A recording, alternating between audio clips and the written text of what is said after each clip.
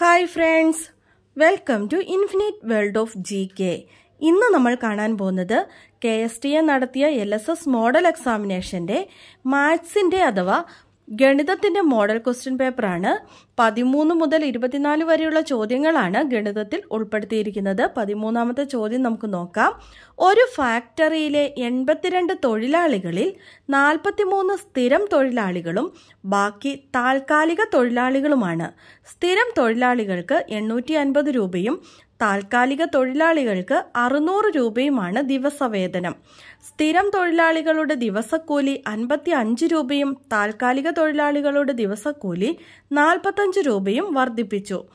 ചോദ്യം നോക്കാം. സ്ഥിരം തൊഴിലാളികളുടെയും താൽക്കാലിക തൊഴിലാളികളുടെയും വർധനവിനു മുൻപുള്ള ഒരു ദിവസത്തെ കൂലിയിലെ വ്യത്യാസം എത്രയാണ്? ഉത്തരം എങ്ങനെയാണ് നമ്മൾ കണ്ടുപിടിക്കുക? ചോദ്യത്തിൽ തന്നിട്ടുണ്ട് സ്ഥിരം തൊഴിലാളികളുടെ ഒരു ദിവസത്തെ കൂലി 850, താൽക്കാലിക തൊഴിലാളികളുടെ ഒരു ദിവസത്തെ കൂലി 600 രൂപ. അപ്പോൾ വ്യത്യാസം കാണാൻ വേണ്ടി 850 നിന്ന് 600 രൂപ കുറയ്ക്കുക, 250 രൂപ. ഉത്തരം 250 രൂപ. അടുത്ത ചോദ്യം. കൂലി വർദ്ധിപ്പിച്ചപ്പോൾ സ്ഥിരം തൊഴിലാളികൾക്കും താൽക്കാലിക തൊഴിലാളികൾക്കും കൂടി ഒരു ദിവസത്തേക്ക് കൂലി ഇനത്തിൽ എത്ര രൂപ വേണ്ടിവരും? കൂലി വർദ്ധിപ്പിച്ചപ്പോഴത്തെ കാര്യമാണ് ചോദിച്ചിരിക്കുന്നത്. നമുക്ക് നോക്കാം. കൂലി വർദ്ധിപ്പിച്ചപ്പോൾ സ്ഥിരം തൊഴിലാളികൾക്ക് എത്ര രൂപയായി? 850ന്റെ കൂടെ 55 രൂപയാണ് വർദ്ധിപ്പിച്ചത്. അപ്പോൾ 905 രൂപ.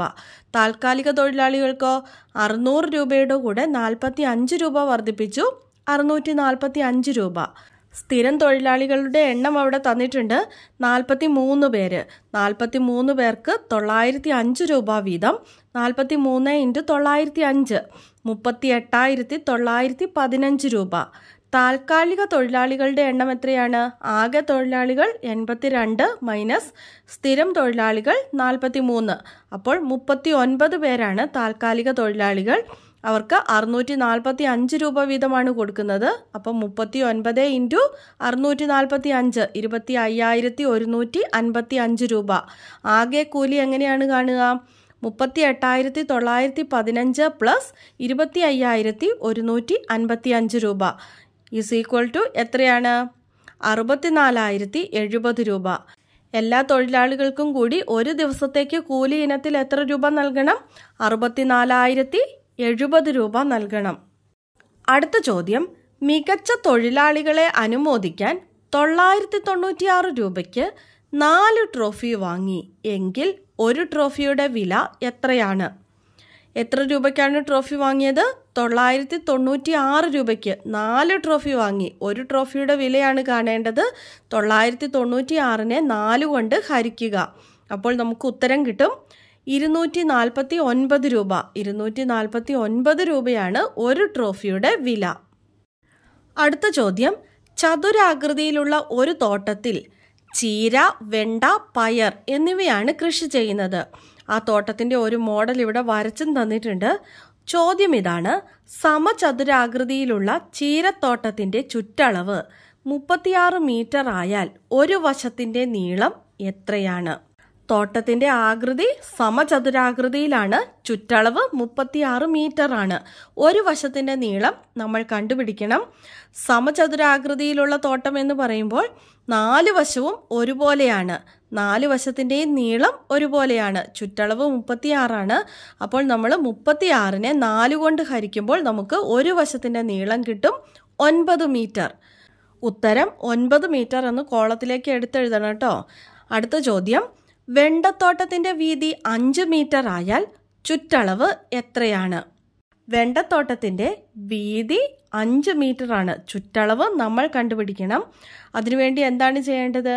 നമുക്ക് കിട്ടിയ ചീരത്തോട്ടത്തിന്റെ നീളവും വീതിയും നമ്മളിവിടെ മാർക്ക് ചെയ്ത് കൊടുക്കണം. 9 മീറ്റർ ആണല്ലേ? നീളവും വീതിയും ഒരുപോലെയാണ്, 9 മീറ്റർ. വെണ്ടത്തോട്ടത്തിൻ്റെതോ 5 മീറ്റർ വീതി. നീളം നമുക്ക് ഒരു സൈഡിലെ കിട്ടിയിട്ടുണ്ട് 9 മീറ്റർ. ചീരത്തോട്ടത്തിന്റെ കിട്ടിയപ്പോൾ വെണ്ടത്തോട്ടത്തിൻ്റെതും കൂടി നമുക്ക് നീളം കിട്ടി 9 മീറ്റർ. അപ്പോൾ 9 മീറ്റർ നീളവും 5 മീറ്റർ വീതിയുമുണ്ട്. ഒരു ദീർഘചതുരമാണല്ലേ? റെക്റ്റാങ്കിൾ. ദീർഘചതുരത്തിന്റെ പ്രത്യേകത എന്താണ്? രണ്ട് സൈഡ് ഒരുപോലെയാണല്ലേ? Opposite sides are equal. ചുറ്റളവ് എങ്ങനെയാണ് കണ്ടുപിടിക്കുക? 2 ഇൻറ്റു നീളം പ്ലസ് വീതി, അതായത് 2 into length plus breadth. 2 into നീളം എത്രയാണ്? 9 പ്ലസ് 5 വീതി. 2 ഇൻറ്റു 14 28 മീറ്റർ. ഉത്തരം 28 മീറ്റർ. ഈ കോളത്തിലേക്ക് ഉത്തരം എടുത്തെഴുതാൻ നിങ്ങൾ മറന്നു പോകരുത്. നമ്മൾ കണക്ക് ചെയ്യുന്നതൊക്കെ നമുക്ക് സൈഡ് ചെയ്യുന്നത് കൊണ്ട് കുഴപ്പമില്ല, പക്ഷെ ഉത്തരം ഈ കറക്റ്റായിട്ട് ഇവിടെ തന്നിരിക്കുന്ന ഈ കോളത്തിൽ തന്നെ എടുത്തെഴുതാൻ മറന്നു പോകരുത്. ചോദ്യം സി. കൃഷിത്തോട്ടത്തിന്റെ മൊത്തം ചുറ്റളവ് 52 മീറ്റർ ആയാൽ പയർ തോട്ടത്തിന്റെ വീതി എത്രയാണ്? കൃഷിത്തോട്ടത്തിന്റെ മൊത്തം ചുറ്റളവ് 52 മീറ്റർ ആണെങ്കിൽ പയറുതോട്ടത്തിന്റെ വീതി എത്രയാണെന്നാണ് ചോദിച്ചിരിക്കുന്നത്. അപ്പോൾ നമുക്ക് കിട്ടിയ വെണ്ടത്തോട്ടം കൂടി നമ്മൾ മാർക്ക് ചെയ്ത് കൊടുക്കണം. 5 മീറ്റർ വീതിയും 9 മീറ്റർ നീളവും മാർക്ക് ചെയ്ത് കൊടുത്തു. എന്നിട്ട് നമ്മൾക്ക് പയറുതോട്ടത്തിന്റെ നീളം കിട്ടും. 9 പ്ലസ് 5 14 നീളം. നമുക്ക് കണ്ടുപിടിക്കേണ്ടത് വീതിയാണ്. ചുറ്റളവ് ഇവിടെ തന്നിട്ടുണ്ട് 52 അല്ലേ? ചുറ്റളവ് എങ്ങനെയാണ്? 2 ഇൻറ്റു നീളം പ്ലസ് വീതിയാണല്ലേ? വീതി നമുക്ക് കിട്ടിയിട്ടില്ല. അപ്പോൾ നമ്മൾ നീളം രണ്ട് വശത്തേതും കൂട്ടിക്കൊടുക്കണം. 14 പ്ലസ് 14. അപ്പോൾ നമുക്ക് വീതിയോ? വീതി നമുക്ക് കിട്ടിയിട്ടില്ല. പയറുതോട്ടത്തിൻ്റെത് കിട്ടിയിട്ടില്ല, പക്ഷെ വെണ്ടത്തോട്ടത്തിൻ്റെയും ചീരത്തോട്ടത്തിൻ്റെയും നമുക്കറിയാം അല്ലേ? 9 9. അപ്പോൾ 18. 14 പ്ലസ് 14 പ്ലസ് 18 46. നമുക്ക് ചുറ്റളവ് തന്നിട്ടുണ്ട് 52. 52-ൽ നിന്ന് 46 കുറയ്ക്കുക 6. 6 എന്ന് പറയുന്നത് രണ്ട് വശത്തിൻ്റെയും കൂടെ വീതിയാണ് നമുക്ക് കിട്ടിയിരിക്കുന്നത്. 6-നെ 2 കൊണ്ട് ഹരിക്കുമ്പോൾ 3. ഒരു വശത്തിൻ്റെ വീതി എത്രയാണ്? 3 മീറ്റർ. ആൻസർ എടുത്ത് എഴുതി കൊടുക്കുക, 3 മീറ്റർ. D question. കൃഷിത്തോട്ടത്തിനു ചുറ്റും വേലി കെട്ടാൻ മീറ്ററിന് 125 രൂപ നിരക്കിൽ ഒരു വരി കമ്പിവേലി കെട്ടാൻ എത്ര രൂപ വേണം എന്നാണ് ചോദിച്ചിരിക്കുന്നത്. കൃഷിത്തോട്ടത്തിന് ചുറ്റും വേലി കെട്ടണം. മീറ്ററിന് 125 രൂപ നിരക്കാണ്. കൃഷിത്തോട്ടത്തിന്റെ ചുറ്റളവ് എത്രയാണെന്ന് നമുക്ക് നേരത്തെ തന്നെ പറഞ്ഞിട്ടുണ്ട്, 52 അല്ലേ? അപ്പോൾ ഒരു വരി കമ്പിവേലി മുഴുവൻ കെട്ടണമെങ്കിൽ 125 ഇൻറ്റു 52 6500 രൂപ. 6500 രൂപയാണ് ഉത്തരം. ഉത്തരം എടുത്തെഴുതുക. അടുത്ത ചോദ്യം. ഹരി ഗണിത ക്ലാസ്സിൽ 24-നെ 13 കൊണ്ട് ഗുണിക്കാൻ 24-നെ 10 കൊണ്ട് ഗുണിച്ചു. ഉത്തരത്തിലെത്താൻ ഇനി എത്ര കൂടി കൂട്ടണം? ഇത് നമുക്ക് പെട്ടെന്ന് കണ്ടുപിടിക്കാവുന്നതേ ഉള്ളൂ. 24-നെ എത്ര കൊണ്ടാണ് ഗുണിക്കേണ്ടത്? 13 കൊണ്ട്. അത് നമുക്ക് എങ്ങനെ എഴുതാം? 24 ഇൻറ്റു 10 പ്ലസ് 3 എന്ന് എഴുതാം അല്ലേ? 24 ഇൻറ്റു 10 പ്ലസ് 24 ഇൻറ്റു 3 അങ്ങനെ നമുക്ക് എഴുതാം. 24 ഇൻറ്റു 10 കൊണ്ട് ഹരി ഗുണിച്ചു. ഇനി ഗുണിക്കേണ്ടത് എത്ര കൊണ്ടാണ്? 24 ഇൻറ്റു 3 ആണ് അല്ലേ? 24 ഇൻറ്റു 3 എന്ന് വെച്ചാൽ എത്രയാണ്? 72. അപ്പോൾ ഇനി എത്രയാണ് കൂട്ടേണ്ടത്? 72 കൂടിയാണ് കൂട്ടേണ്ടത്. ഉത്തരം കിട്ടിയില്ലേ? 72. അടുത്ത ചോദ്യം. സുമയുടെ കയ്യിൽ 5 7 1 6 എന്നീ സംഖ്യകൾ എഴുതിയ സംഖ്യാ കാർഡുകൾ ഉണ്ട്. ഈ 4 സംഖ്യാ കാർഡുകൾ ഉപയോഗിച്ച് സുമയ്ക്ക് ഉണ്ടാക്കാൻ കഴിയുന്ന ഇരട്ട സംഖ്യകളുടെ എണ്ണം എത്രയാണ്? എത്ര ഇരട്ട സംഖ്യകൾ നമുക്കുണ്ടാക്കാൻ കഴിയും? ഇവിടെ തന്നിരിക്കുന്നതിൽ 6 മാത്രമാണ് ഇരട്ട സംഖ്യ. 5 7 1 ഒറ്റ സംഖ്യകളാണ്. അപ്പോൾ 6 ലാസ്റ്റ് വരണം. 5 7 1 നമ്മൾ റിപ്പീറ്റ് ചെയ്ത് അങ്ങോട്ടും ഇങ്ങോട്ടും മാറ്റി മാറ്റി എഴുതി കൊടുക്കണം. അന്നേരം നമുക്ക് കിട്ടുന്ന ഉത്തരം എത്രയായിരിക്കും? 6 ഇരട്ട സംഖ്യകളാണ് നമുക്ക് ഈ സംഖ്യാ കാർഡുകൾ ഉപയോഗിച്ച് എഴുതി കൊടുക്കാൻ പറ്റുന്ന ഇരട്ട സംഖ്യകളുടെ എണ്ണം. 17-ാമത്തെ ചോദ്യം. 54 ഇൻറ്റു 26-ന് തുല്യമായ ഉത്തരം ഏതാണ്? ഇവിടെ 4 ഓപ്ഷൻസ് തന്നിട്ടുണ്ട്. അതിൽ 54 ഇൻറ്റു 26-ന് തുല്യമായ ഉത്തരം ഏതാണ്? ഉത്തരം ഓപ്ഷൻ സി ആണ്. 50 ഇൻറ്റു 26 പ്ലസ് 4 ഇൻറ്റു 26. 18-ാമത്തെ ചോദ്യം. 1000 ലിറ്റർ സംഭരണശേഷിയുള്ള ഒരു ടാങ്കിൽ ഇപ്പോൾ 250 ലിറ്റർ വെള്ളമുണ്ട്. 1 മിനിറ്റിൽ 150 ലിറ്റർ വെള്ളം ടാങ്കിലെത്തും. ടാങ്ക് നിറയാൻ എത്ര സമയം മോട്ടോർ പ്രവർത്തിപ്പിക്കണം? 1000 ലിറ്റർ സംഭരണശേഷിയുള്ള ടാങ്കിൽ ഇപ്പോഴുള്ള വെള്ളം എത്രയാണ്? 250 ലിറ്റർ ആണ്. 1 മിനിറ്റിൽ എത്രയാണ് വെള്ളം എത്തുക? 150 ലിറ്റർ ആണ് എത്തുക. 1000 മൈനസ് 250 ഇസ് ഈക്വൽ ടു 750. 750 കൂടി എത്തണം. 750-നെ 150 കൊണ്ട് ഹരിക്കുക. അപ്പോൾ നമുക്ക് 5 മിനിറ്റ് എന്ന ഉത്തരം കിട്ടും. എത്ര സമയമാണ് മോട്ടോർ പ്രവർത്തിപ്പിക്കേണ്ടത്? 5 മിനിറ്റ്. ഓണത്തിന് കുട്ടികൾക്ക് നൽകാനുള്ള 12 ടൺ 5 കിൻഡൽ 47 കിലോഗ്രാം അരി ഗോഡൌണിൽ ഇറക്കുകയാണ്. അരിയുടെ അളവിനെ കിലോഗ്രാമിലേക്ക് മാറ്റി എഴുതുക. ഇതാണ് ചോദ്യം. 12 ടണ്ണിന് നമുക്ക് എങ്ങനെ കിലോഗ്രാമിലേക്ക് എഴുതാം? 12,000. 5 കിൻഡൽ 500. 47 കിലോഗ്രാം 47 തന്നെ. 12,000 പ്ലസ് 500 പ്ലസ് 47 12,547 കിലോഗ്രാം. 20ാമത്തെ ചോദ്യം. ഇവിടെ കുറച്ച് നമ്പേഴ്സ് തന്നിട്ടുണ്ട്. 7ാമത്തെ വരിയിലെ ആദ്യ സംഖ്യ എഴുതുക. ഇവിടെ തന്നിരിക്കുന്നതിൽ 7ാമത്തെ വരിയിലെ ആദ്യത്തെ സംഖ്യയാണ് നമുക്ക് കണ്ടുപിടിക്കേണ്ടത്. 1, 3, 7, 13. 4 വരിയിലെ ആദ്യത്തെ സംഖ്യ ഇവിടെ ഉണ്ടല്ലേ. 5ാമത്തെ വരിയിൽ എത്രയായിരിക്കും? 1 പ്ലസ് 2 3, 3 പ്ലസ് 4 7, 7 പ്ലസ് 6 13. അപ്പോൾ അടുത്തത് എത്രയായിരിക്കും? 13 പ്ലസ് 8 21, 21 പ്ലസ് 10 31, 31 പ്ലസ് 12 43, 2 4 6 8 അങ്ങനെ ഇരട്ടിച്ചാണ് താഴേക്ക് വന്നിരിക്കുന്നത് അല്ലേ. അതല്ലാന്നുണ്ടെങ്കിൽ ഇതുപോലെ എഴുതിയതിന് ശേഷം നമുക്ക് 1 3 5 7 9 11 ആ ഒരു ശ്രേണി മനസ്സിലായോ? അപ്പോൾ അത് നോക്കിയിട്ട് അതുപോലെ നമുക്ക് എഴുതാവുന്നതാണ്. നമുക്ക് ഒരു സംഖ്യ എക്സ്റ്റെൻഡ് ചെയ്ത് എഴുതണം.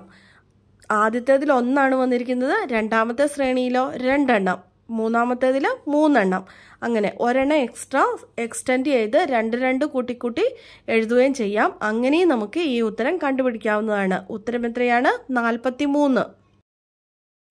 അടുത്ത ചോദ്യം 21. മീനു ഭക്ഷണ കൂപ്പൺ വാങ്ങാൻ വരിയിൽ നിൽക്കുകയാണ്.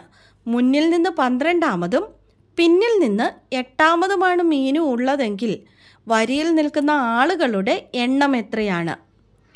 മുന്നിൽ നിന്ന് എത്രാമതാണ്? 12. പിന്നിൽ നിന്ന് 8. 12 പ്ലസ് 8 20.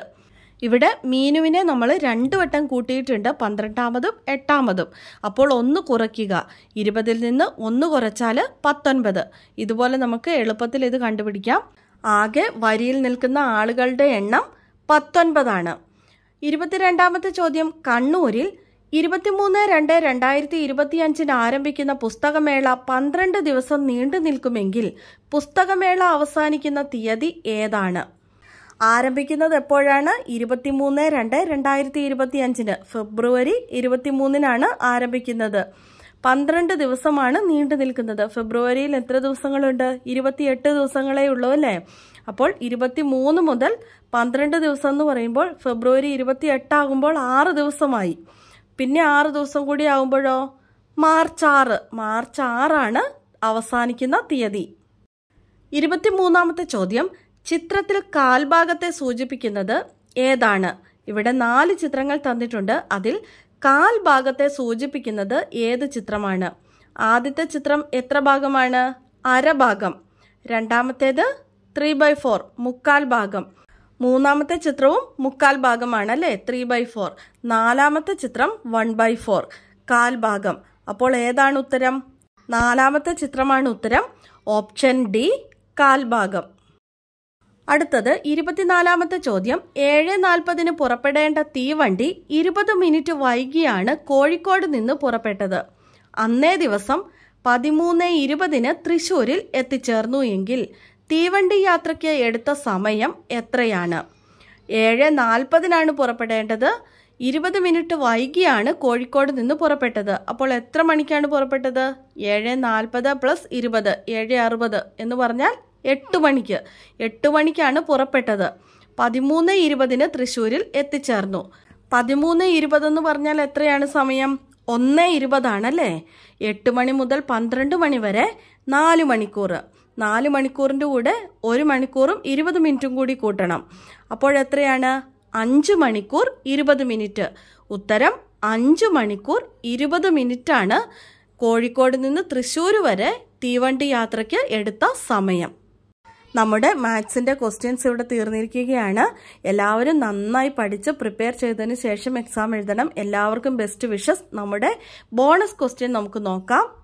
ഇന്ത്യയിലെ ആദ്യത്തെ ഗ്രാമ കോടതിയുള്ള മണ്ഡലം ഏതാണ്? ഇന്ത്യയിലെ ആദ്യത്തെ ഗ്രാമകോടതിയുള്ള മണ്ഡലം ഏതാണ്? ആൻസർ അറിയാവുന്നവർ വേഗം തന്നെ കമന്റ് ചെയ്തോളൂ. ഇന്നത്തെ വീഡിയോ നിങ്ങൾക്ക് എല്ലാവർക്കും ഇഷ്ടമായി കാണുമെന്ന് വിചാരിക്കുന്നു. ഇഷ്ടമായാൽ ലൈക്ക് ചെയ്യാനും നിങ്ങളുടെ കൂട്ടുകാർക്കൊക്കെ ഒന്ന് ഷെയർ ചെയ്ത് കൊടുക്കാനും സബ്സ്ക്രൈബ് ചെയ്യാതെ കാണുന്ന കൂട്ടുകാരുണ്ടെങ്കിൽ ഒന്ന് സബ്സ്ക്രൈബ് ചെയ്യാനും മറക്കല്ലേ. പുതിയൊരു വീഡിയോയുമായി അടുത്ത ദിവസം നമുക്ക് വീണ്ടും കാണാം. Thanks for watching.